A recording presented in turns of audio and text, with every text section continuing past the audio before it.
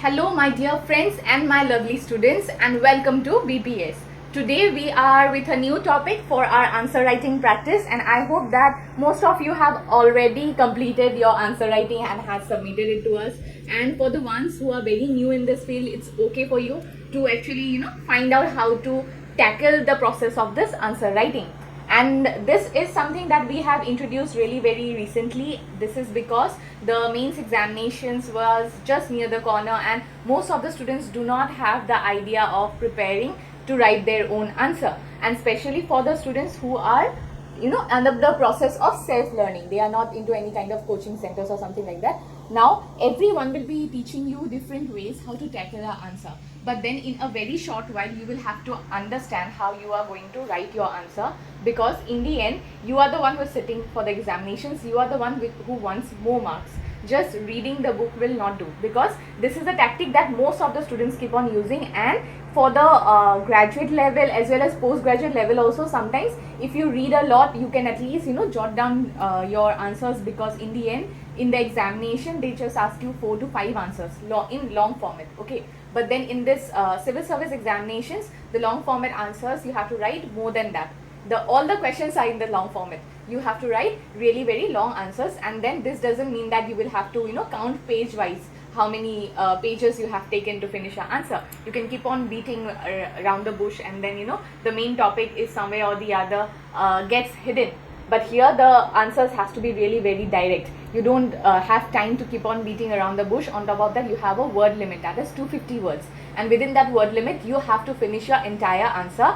And that is why we have brought to you a way of telling you how you will be preparing your answer writing. For the ones who are sitting for the examinations this year, you can obviously, I know you are practicing really very hard, and then here when we are giving you the question, I am sure that this is helping you out in some way or other, because this is also a quick revision for you. Because what we are doing is that we are not picking up questions from one particular genre. We are picking questions from multiple fields, from wherever the questions might come from. But yes, we cannot be we are not able to tell you that this is the exact question that they will ask, but then at least based on the current scenario, the news analysis, and the politics right now, and whatever the changes India is going through, there is a chance that these kind of questions are important for your examination. Okay, so let's not waste any time. Let's start with today's question.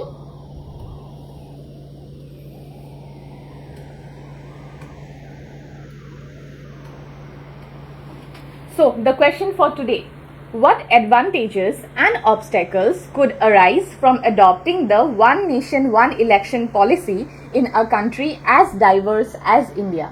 What steps should be taken to ensure its successful implementation? So this is a very direct question, and this was a topic which was very much in news when the whole country was under the process of election. Okay, you have anyway heard this concept, one nation, one election, that is using one election itself, and on the basis of that you are not only selecting the representatives for the center, you are also selecting representatives for the state. So it's in one election itself you are ultimately covering all the state elections also. This was the idea that was propagated, because somewhere or the other in election process a huge budget is required, and for a country as vast as India with such a big population, each and every state, if they have separate elections, a large number of money is being used. So what if during one election only we are also including the process of the other state elections? If that happens, somewhere or the other, at least a major sum of the money that goes only in the process of election can be stopped. Okay, this was the idea that was propagated. But then yes, this idea comes with a large number of pros and cons. So I am sure you know a few pros and a few cons about it. You know the advantages and disadvantages of the one nation, one election policy. But then here for your exam, you have to write this. Okay, they have asked you advantages, means they have asked you about the pros. Okay, then they have asked you about the obstacles, means you are going to write the cons. Okay, so this was the first part of the question. They are asking you the pros and cons. Then they are asking what steps could be taken to ensure its successful implementation, means how you can implement it. implementation. So ultimately you have to cover the positive side of one nation, one election, the negative side of one nation, one election, and the implementation, or you can say, and the methods of implementation, or the process of implementation, or different ways in which you can implement the idea. This is what you need to discuss in your whole answer. So for this answer question, you will have to write the answer within 250 words. Okay? So now, how are we going to finally jot down the answer? Let's discuss this. So I hope for the students who are already preparing for the examinations, you already have a few points in your mind. I don't think that I should be telling you the points right now, because anyway you can have an idea of how to tackle it. For the ones who are learning how to write the answer, I can understand you are quite new here. You will not know the backstory of what pros and cons it can have. You must have somewhere or the other read it in the newspaper and forgot with time. Obviously this is not a computer, right? It's a brain. So you tend to forget things. So you remember the word, reading the word one nation, one election, but what was inside the topic you might have forgotten, which is okay, because the more you revise, the more you will remember. This happens for everyone. No one can become a master with just one read. Not every one of us can be Sheldon Cooper, right? So what we are going to do is that here, since you are new, what we will do, I'll first tell you how you are going to now write the answer. I have already told you what are the things we have to know to write the answer, but then how we are going to divide the answer, let me first explain that. After that we will go and discuss this topic. Okay, so in the introduction part, give a brief introduction and overview of the simultaneous elections in India. So you are going to write a little bit about simultaneous elections in India. Having elections at the same time, simultaneously, parallelly, elections being held in our country India. You are going to give a brief overview, and it has to be within how many words? It has to be within 40 words. Clear? Now, in the main body of the answer, here the main structure of the answer needs to be really very strong. Here you are going to discuss the various benefits and the challenges associated with the concept of conducting simultaneous elections. Okay? Means you are going to write the advantages and the disadvantages. Okay? So, this part you are going to write within 170 words. Okay? Now, in the way forward, you are going to conclude by mentioning the advantages and the prospects, okay, of holding simultaneous election. Means the second part of the question, where I told you how we are going to implement it, that part you are going to write in the conclusion. Clear? So here the conclusion is again for 40 marks. Now let me tell you something. So if you are writing your introduction within 40 words, your main body within 170 words, and your conclusion within 140 words, in total it's 250 words, right? But then in the conclusion we are also adding certain ways of implementing it, right? If that happens, what you are going to do is that there is a chance you can write the introduction for 40 words, you can write the main body within 130 words, okay? And then what you are going to do is that you can write the implementation within 50 words, okay? If not 50, let's call it within 70 words. Okay, if you are writing it within 70 words, means within a limited amount of words you are going to conclude the answer, and finally turn it into 250 words. Okay, so how much is it? So within around 10 words you are going to conclude the answer. That can be possible. It's not that it's not possible, but then yes, it's not necessary that your answers will be only 130 words. It will not be like 70 words. It will never be exact, right? So you can obviously minimize it. This can become 60, so you have 30 words left. So this is how you have to use your mind at that moment, and then how you can manage it. This is something you need to do. But then for a easier way and for a better approach, that is why this is why I am giving you this theory of 40 plus 40 plus 170. This is what I always propagate, because this gives us a easier approach. Anyways, we have to write an introduction, we have to write a conclusion, and the main body includes everything that the question demands. Okay, now let's move to the next slide and find out what we are going to write here. Now that I keep on explaining this again and again, and today again I'll tell you, for the students who are actually planning to try writing this answer, you don't have to watch further. Okay, what you have to do is you have to read the books, and then you can start practicing your answer writing. First read, understand, and then write your answer. For the ones who are already preparing for the examinations, are sitting for the examinations, which is very near for you, anyways, I know you are not going to watch beyond this, because you are going to write the answer yourself, and you are going to finally try to use the time in an effective manner. You are going to revise your portions. Now, for the ones who still has doubt in answer writing process, what you can do is that you can finish writing the answer first and then watch the remaining part of the video. Then at that moment, what will happen is that you can tally, okay, whatever points I am making here and whatever points you are writing, that doesn't mean your points are wrong. But then if the points that I am putting forward are somewhere or the other more effective, are more vibrant, they are telling things in a very better way than what you have written, then you can take the ideas from my points. Okay, so this is here where I am helping you out. Other than that, obviously it's your choice. I am no one to go and tell you that whatever you are doing is wrong. It is obviously your decision. I am just here to help you out. Okay, so moving ahead with our sample answer. So remember, in the sample answer we are going to write within 40 words. The introduction will be in 40 words, and in the introduction we had to write about having simultaneous elections, right? We have to give a brief overview about what having simultaneous election means. So let's read about it. Simultaneous elections, also known as one nation, one election, propose holding the Lok Sabha and state assembly elections concurrently across India. This concept aims to streamline the electoral process and address the frequent disruptions caused by staggered election. So this is a basic overview of what simultaneous election is, which is also known as one nation, one election. Okay, so they are telling us in a very brief manner why we should have the one nation, one election, and what is the theory behind it. Okay, here the advantages and disadvantages has not been discussed yet. Here only a overview has been given. That is how you are going to start your answer, and try to write it within 40 words.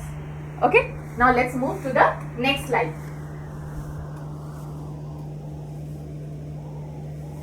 Firstly, we are going to do the advantages.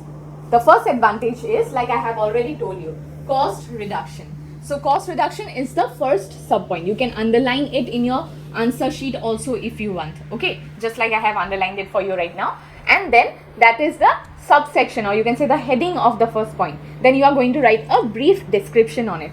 Let's read it out. Conducting elections simultaneously can significantly reduce the high cost involved in separate elections for the Lok Sabha and state assemblies. The 2019 Lok Sabha elections alone cost around 60,000 crore rupees.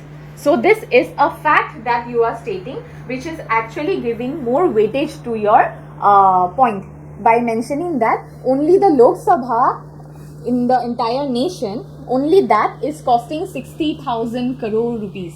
That is a huge amount. If that happens, 60,000 plus, let's go for the different states also, if there are elections, just go for 1,000 each. Okay, that is a huge sum of money that is being used, and those are taxpayers' money.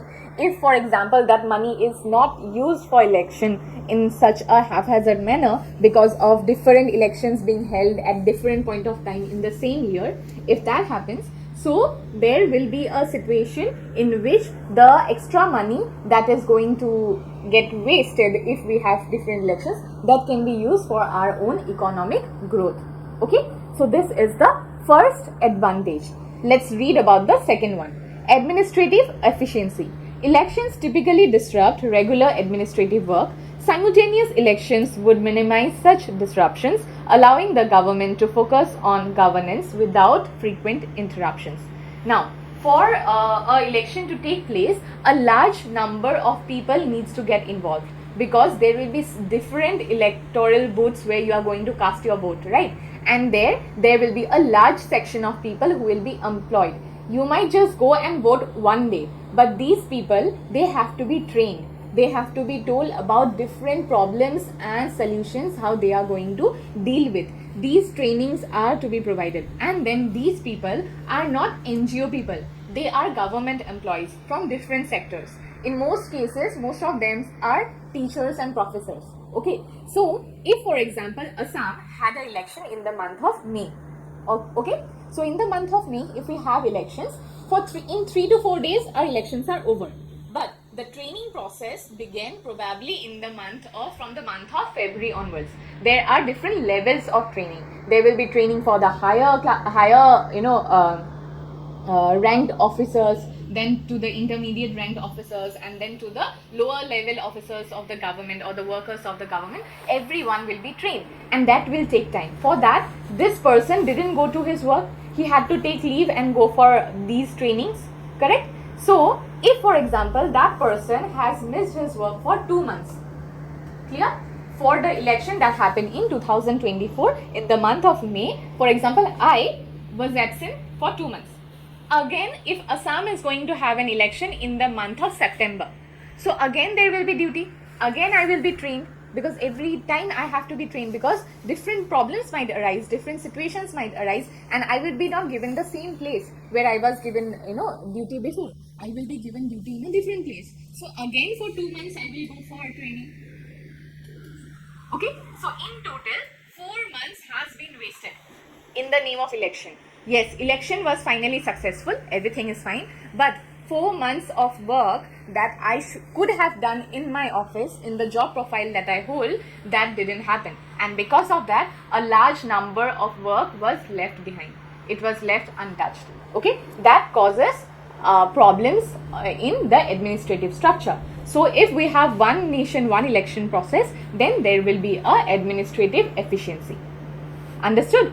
So this will be the second advantage. Now for the third advantage, it will be policy continuity. The imposition of the model code of conduct during elections halts new policy initiatives. Fewer elections means fewer instances of the MCC, enabling continuous implementation of policies and development project. Okay, here is a loop. MCC is something you need to know. This is something extra that you need to know. Okay, and about MCC we have already done in another answer writing practice. If you don't know about MCC, you can even watch that video. It was done by me. It was not done by Shaina ma'am, it was done by me, and there we have discussed about the model code of conduct in election process. So here, if there is a way, for example, whenever the election is declared, the government in power, they are no more allowed to introduce new schemes, because introducing new schemes which will benefit a section of the people is a way of luring those people to cast vote. Okay, now imagine there is Delhi, okay, where Narendra Modi ji is that we have a central election where Narendra Modi's government will probably be displaced or will be again in power, we don't know. Now if there is a the model code of conduct is there, so Narendra Modi, the Prime Minister of India at that moment, will not be able to introduce a new scheme. But since it's a BJP run government, there can be some XYZ state where there is again a BJP government. So for example, if Assam is there, now what Narendra Modi can do is that he cannot introduce a national scheme, but somewhere or the other he can help the Chief Minister of Assam and tell him to introduce a scheme in Assam. If such kind of scheme is introduced in Assam, now the Assamese people, it's a state, okay, it's not 1 or 2 persons. The Assamese people who are benefited through this scheme will anyway vote for BJP. So this is an indirect way of manipulating the MCC, the code of conduct, right? So if this continues, this is a way in which somewhere or the other the policies keep on changing, because if this happens, you are somewhere or the other using a faulty method, right? So here the continuity of policy will somewhere or the other stopped if we have elections for one nation and for at the same time. So if Assam and the nation has elections at the same time, so even the Chief Minister of Assam will not be able to introduce a new scheme, even if the Prime Minister suggests him to do. Understood? So this is what the policy continuity means. Then increased voter turnout. Voters might find it more convenient to vote once for both state and central representatives, potentially increasing voter turnout. So there are times when certain voters or certain areas, the people, they don't want to come out and vote, because for most of the people they think that the voting day is a holiday. So like বছৰত এটা vote কৰিলো নহয় হৈ গ'ল আৰু নেক্সটত নাযাওঁ. This is something people think. So usually who are already residing in the state, they anyway go and cast a vote. But imagine the people, for example, your brother or sister, whoever is studying in Delhi, Chennai, Bangalore, or any other parts of the country. So if they have to come to vote twice in a year, imagine the air ticket, the price of the ticket, the price of their journey. If they are working there, they are also getting taking leave, and if they are coming to their hometown to cast a vote, obviously they will stay for 3-4 days minimum. So ultimately it is causing a huge disruption to their pockets. So what they will do is that they will come here only once, they will not come for the second thing. But if we have one nation, one election, and if in one day only you are allowing people to vote twice, means there is a chance that these people will make a way to come to their own homes and then cast a vote. This is some way or the other possible, and that is how the increased voter turnout can take place, and that is an advantage associated with one nation, one election. Clear?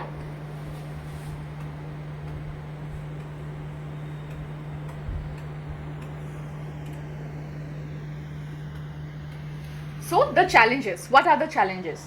Constitutional amendments, that is number 1. Aligning the terms of the Lok Sabha and state assemblies would require significant constitutional changes.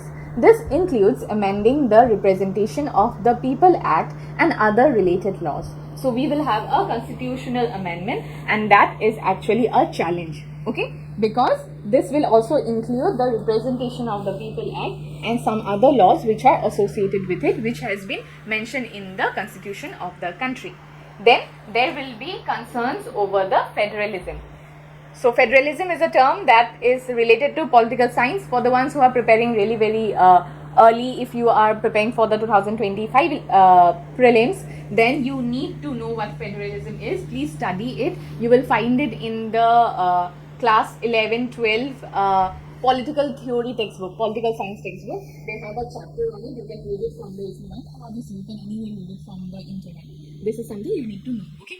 Like I am telling you again and again, I am not describing everything in details, because this is not a class. This is here where I am actually teaching you how to write an answer. I am not teaching you the concepts right now. That is why I am not going into too much depth. Clear? So simultaneous elections might undermine the federal structure by overshadowing regional issues with national ones. This could marginalize regional parties and dilute local governance autonomy. So there might be a problem that will lead to any kind of issues which will target the federalism, idea of federalism of our country. Okay, that is the second challenge.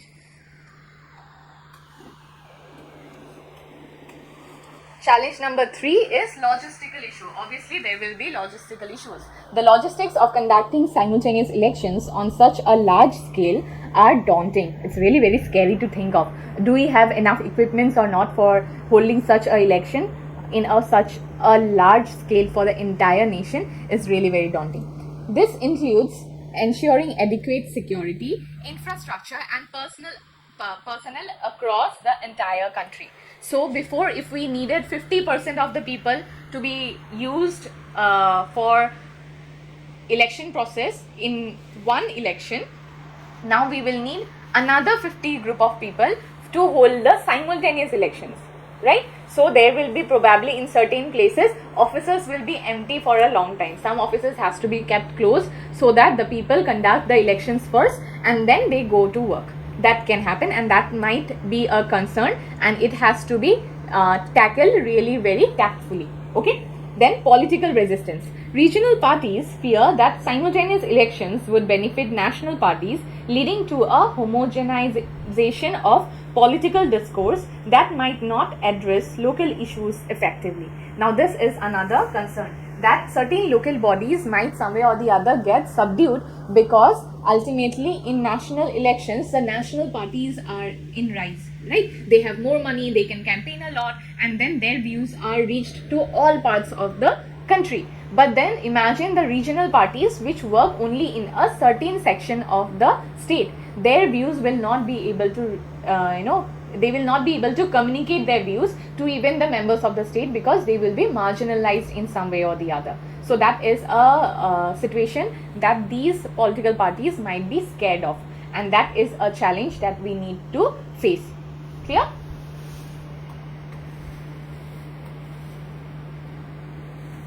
So coming to the conclusion. In the conclusion, we have to write again within 40 words. Let's see what is written in the conclusion. Implementing simultaneous elections in India offers substantial benefits, including cost saving and improved administrative efficiency. However, addressing the significant challenges requires careful planning, extensive consultation with stakeholders and incremental pilot projects. Emphasizing federalism, ensuring logistical preparedness, and fostering consensus among political entities are crucial steps towards realizing this ambitious project. So here we are also including the ways of implementation. Remember, we had to add the ways of implementation. So how? We have written it in this way. First, we have written that these are the problems that we are facing. Then we are writing that we have to address the challenges, and this will require careful planning. This is 1. Extensive consultation with the stakeholders. This is 2. Incremental pilot projects. This is 3. Then we have to also emphasize federalism, and then ensure that we are prepared logistically, and then we also have to make sure that even the citizens are aware of the problems, so that their ideas and views which are represented by the localized parties, they are ready to answer or hear or listen to these localized parties, so that they understand the value of the election. Understood? So this is how we are including the implementation ideas, and we are mentioning these ideas in the conclusion of the answer. Okay, and everything within 40 words. So with this, we have finished another